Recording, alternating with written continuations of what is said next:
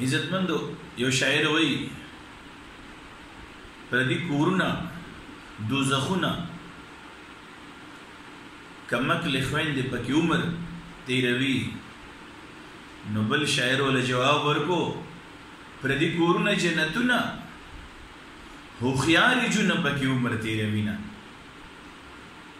نو کومه خور کومه لور چې هوښیاره وي او په ذهن کې دا وي چې د دنیا دا زندګي ډېره زیاته لږه ده د آخرت غم پکار دی نو هغه په هغه کور کې داسې ژوند تېروي چې دا خو زما دپاره جنت دی هغه به چېرې نه په خپله پریشانې شي او نه به بل څوک پریشانې کړي زموږ په کورونو کې جنګونه جګړې د ناشکرۍ څه حد کوو که نارینه دي او که زنانه دي نو ابوذر رضی الله تعالی عنه لا یو سړی راغی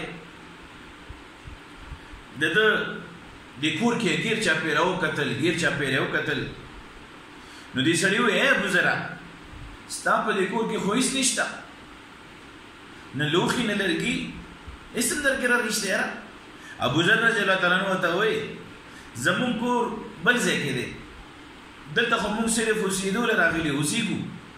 سامانونه مونږ هلته جمع کړي دي نو هغه سړی ورته وایي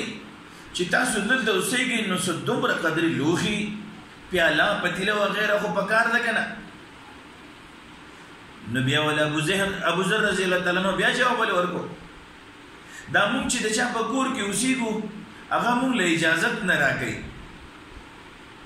چې دا لوښي لرګي را جمع کوي د صحابو د زندګۍ یو معیار و عزتمندو راشئ مونږ په خپلو کورونو کې وګورو د خپلو کورونو حالت وګورو چې څومره ډېر سیټونه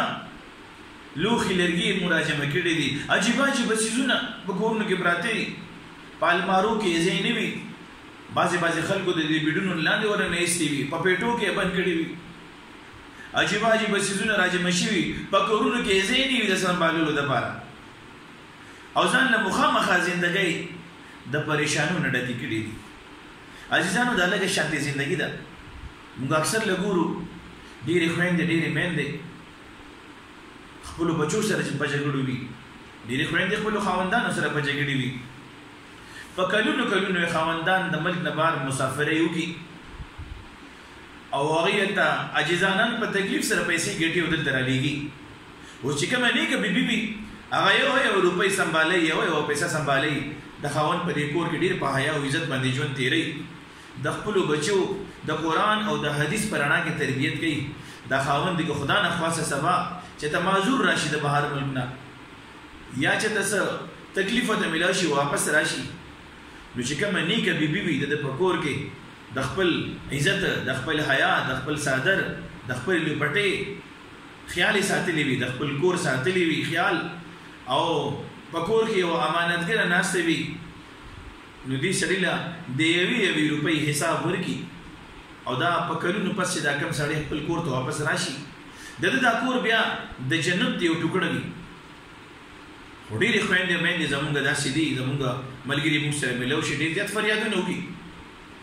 خاوند به د بهر ملک نه راشي مسافر وي د مودو مسافر وي او که یو کال شپږ میاشتې په کور کې دی مسافر سټې وکړه او کېناستو او لږه بېروزګاري پرې راغله هغه سهولتونه کې لږ کمې راغلو نو دغه بیبیو سره بیا جګړې کوي داسې نه ده پکار د چا بچوړې د مودو مسافر کور ته واپس راغلو او دته بیا واپس د روزګار دپاره موقع نه میلاویږي سروالې بروالې مزدورۍ پسې ګرځي لکه نن سبا چې دا کوم حالات راغلي دي زمونږ ډېر وروڼه د بار نه راغلي دي فلیټونه بند دي د بار تلو ترتیب نه برابرېږي نو چې په کور کې ناست دی نو مونږ ته وایي راځي راله د پریشانو نه ډکه زندګي ده نو عزیزانو مونږ ته د صحابو او د صحابیاتو دا زندګي مخې ته لږ شانتې د دې دپاره سټډي وکړو مطالعه وکړو او غور وکړو چې زموږ د پیغمبر صلی الله علیه وسلم لور بیبي څنګه وخت تېر کړی دی زموږ د نبي علیه السلام بیبیانو څنګه وخت تېر کړی دی زموږ صحابو څنګه ژوند تېر کړی دی او زموږ د صحابو بیبیانو څنګه ژوند تېر کړی دی نو انشاءالله د دې وخت چې موږ الله جل جلاله کوم سہولتونه راکړي دي د الله تعالی شکر به بیا ادا کړو او چې څوک شکر ادا کوي په نعمتونو باندې الله پاک ورته نعمتونو سیوا کوي او چې څوک ناشکري کوي او هر وخت کمی کمی ناری وي بیا الله پاک دې نه نعمتونه اخلي الله جل جلاله دې زموږ استاد د جيب په شکر باندې عادت کی چې د الله تعالی د نعمتونو شکر ادا کو او کوم کورونو کې چې جنگ جګړه او نشاکې دي الله جل جلاله دې هغه خزي خاوند او هغه مور او زوی او هغه غرونو خپلو کې اتفاق راولي الله جل جلاله زموږ استاد حامي او نگهبان شي